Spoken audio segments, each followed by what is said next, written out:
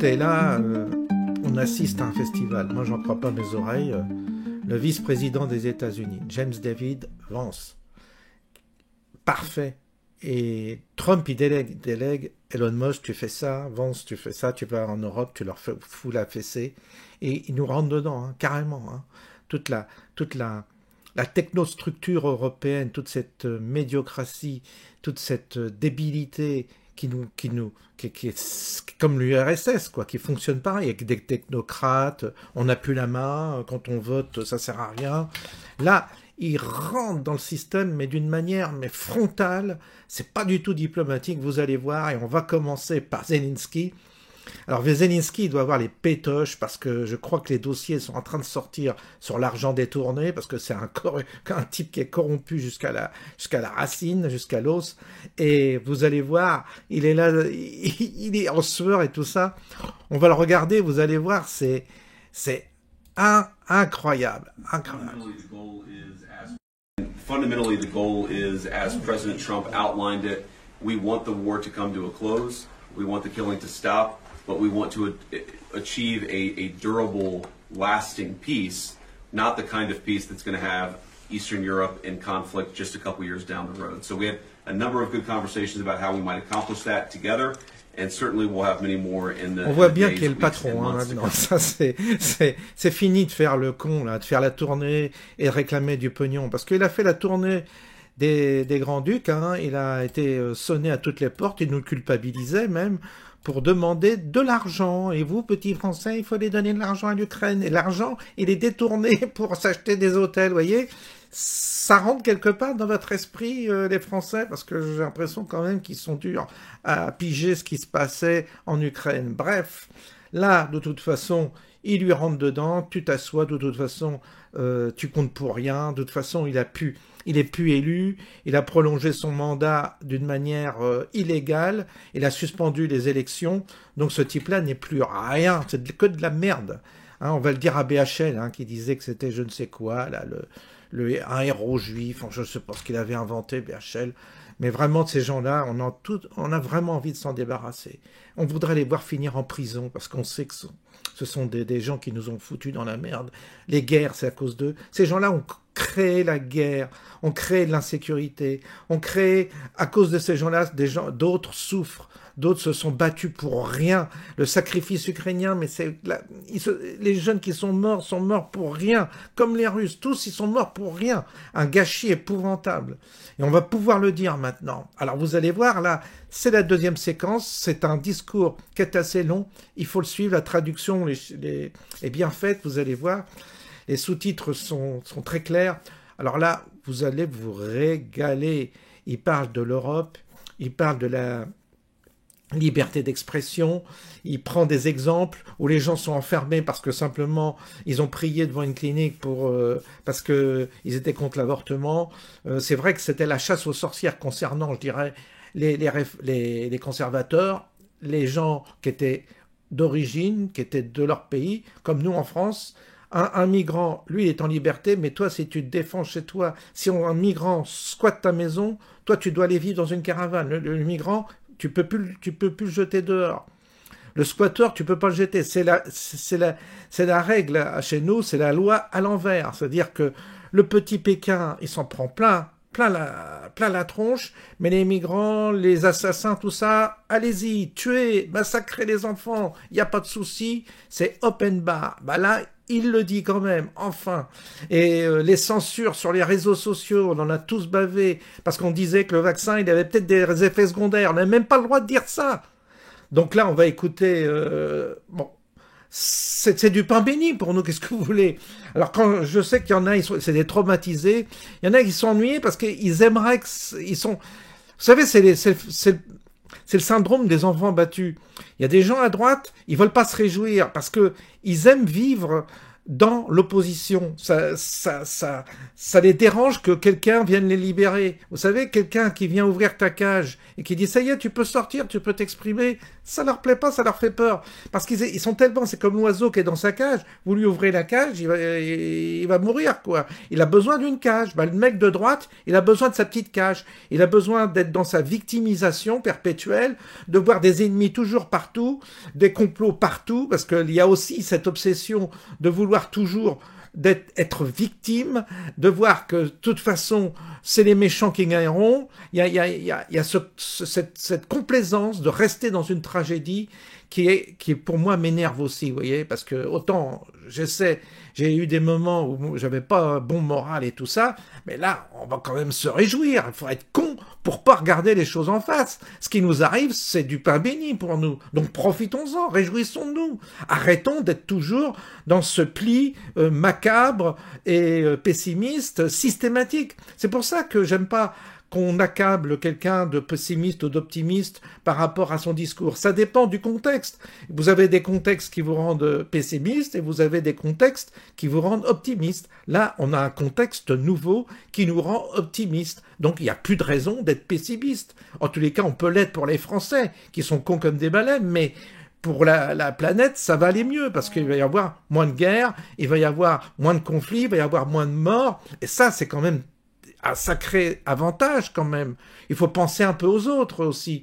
Donc, arrêtons de nous complaire dans une forme de victimisation systématique. Ah oui, mais il faut me méfier, mais tu sais, il y a ceci, il y a cela. Et puis on aime tellement le petit confort qui nous garde bien dans notre petite cage, comme ça, on aura toujours le bon prétexte de pas bouger notre cul. Parce que peut-être que là, il va falloir se bouger un petit peu, se mouiller un petit peu. Parce que c'est confortable d'une certaine manière d'être dans la victimisation systématique. Même à droite, j'entends. C'est confortable de dire, ah ben vous savez, il y a que des méchants autour. De toute façon, même celui qui dit ça, il faut pas le croire parce que c'est un méchant derrière. Il appartient à un réseau, tout ça. Alors, on amplifie, on se conforte toujours dans une situation où de toute façon il y a que des méchants et nous on est la victime fatale et de toute façon, et comme ça on bouge pas, on fait rien, ça nous dédouane de tout. Non, là il y a une occasion à saisir, il faut rentrer dans cette énergie qui est libératrice, il faut en profiter, il faut pas bouder notre plaisir, voilà. Alors on écoute ce discours, vous allez voir, vous allez vous régaler. The threat that I worry the most about vis-a-vis Europe is not Russia, it's not China, it's not any other external actor. And what I worry about is the threat from within, the retreat of Europe from some of its most fundamental values, values shared with the United States of America. Now, I was struck that a former European commissioner went on television recently and sounded delighted that the Romanian government had just annulled an entire election. He warned that if things don't go to plan, the very same thing could happen in Germany too. Now, these cavalier statements are shocking to American ears. For years, we've been told that everything we fund and support is in the name of our shared democratic values. Everything from our Ukraine policy to digital censorship is billed as a defense of democracy.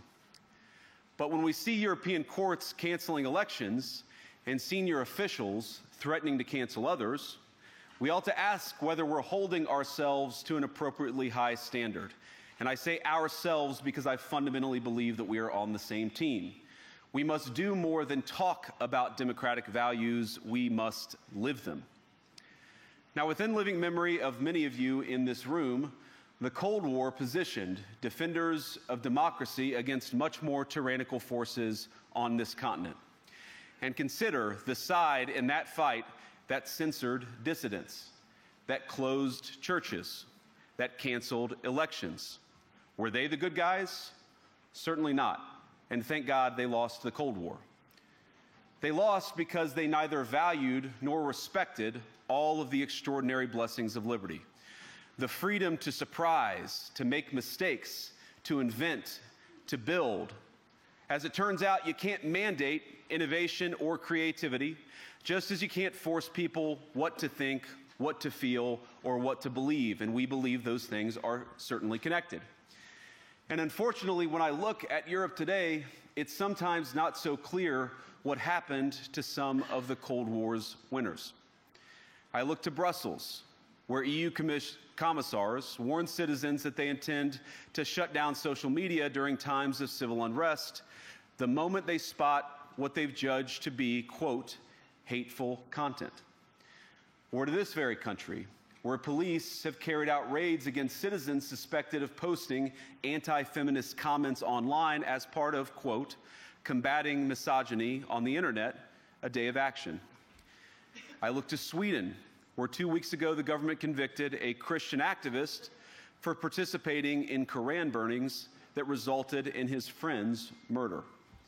And as the judge in his case chillingly noted, Sweden's laws to supposedly protect free expression do not, in fact, grant, and I'm quoting, a free pass to do or say anything without risking offending the group that holds that belief. And perhaps most concerningly, I look to our very dear friends, the United Kingdom, where the backslide away from conscience rights has placed the basic liberties of religious Britons in particular in the crosshairs. A little over 2 years ago, the British government charged Adam Smith Connor, a 51-year-old physiotherapist and an Army veteran, with the heinous crime of standing 50 meters from an abortion clinic and silently praying for 3 minutes. Not obstructing anyone, not interacting with anyone, just silently praying on his own. And after British law enforcement spotted him and demanded to know what he was praying for, Adam replied simply, it was on behalf of the unborn son he and his former girlfriend had aborted years before. Now, the officers were not moved. Adam was found guilty of breaking the government's new buffer zones law, which criminalizes silent prayer and other actions that could influence a person's decision within 200 meters of an abortion facility. He was sentenced to pay thousands of pounds in legal costs to the prosecution.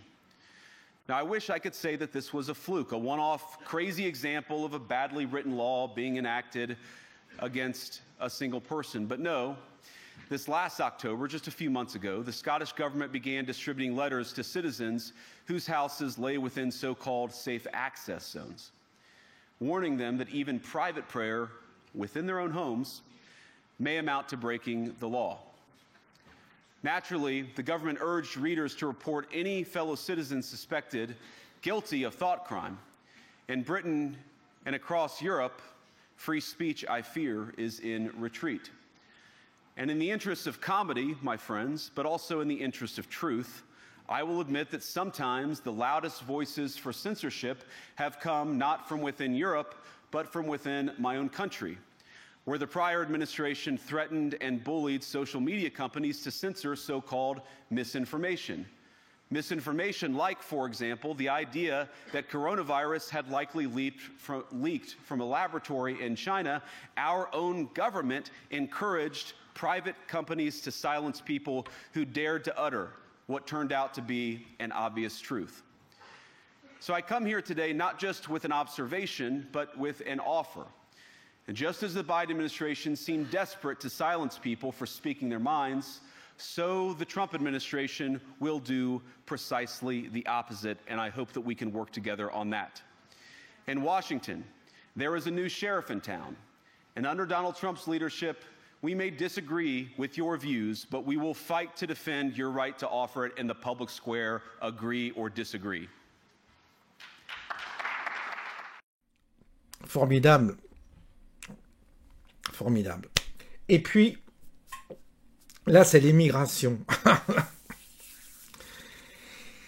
Eh oui, tout est dit. Alors, on a pris les Américains pour des cons, on a pris ces gens-là, pour les conservateurs américains, pour des cons. Ils ont une analyse très fine de la situation en Europe concernant l'immigration. Ils nous mettent en garde. Voilà, nous y sommes. Maintenant, c'est aux Français de choisir. Hein. Le jour où ils vont voter, bah, c'est à eux de savoir pour qui ils doivent voter. S'ils veulent continuer à être dans la merde et à se faire massacrer, et que leurs enfants soient étranglés, massacrés à la machette, c'est leur problème, hein, je dirais, après tout. S'ils veulent vraiment, eux, s'ils ont le syndrome de Stockholm, ils adorent leur bourreau, bah allez continuer pour voter les mêmes, il n'y a pas de souci. Et votez extrême gauche, vous aurez encore plus de criminels qui viendront vous assassiner et qui viendront même vous squatter chez vous. Donc c'est à eux de choisir.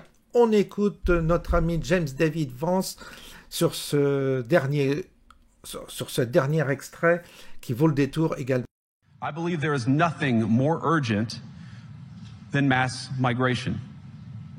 Today, almost 1 in 5 people living in this country moved here from abroad. That is, of course, an all-time high. It's a similar number, by the way, in the United States, also an all-time high. The number of immigrants who entered the EU from non-EU countries doubled between 2021 and 2022 alone, and of course it's gotten much higher since. And we know this situation, it didn't materialize in a vacuum. It's the result of a series of conscious decisions made by politicians all over the continent and others across the world over the span of a decade. We saw the horrors wrought by these decisions yesterday in this very city. And of course, I can't bring it up again without thinking about the terrible victims who had a beautiful winter day in Munich ruined. Our thoughts and prayers are with them and will remain with them. But why did this happen in the first place? It's a terrible story, but it's one we've heard way too many times in Europe and unfortunately too many times in the United States as well. An asylum seeker, often a young man in his mid-20s, already known to police, rams a car into a crowd and shatters a community. How many times must we suffer these appalling setbacks before we change course and take our shared civilization in a new direction? No voter on this continent went to the ballot box to open the floodgates to millions of unvetted immigrants.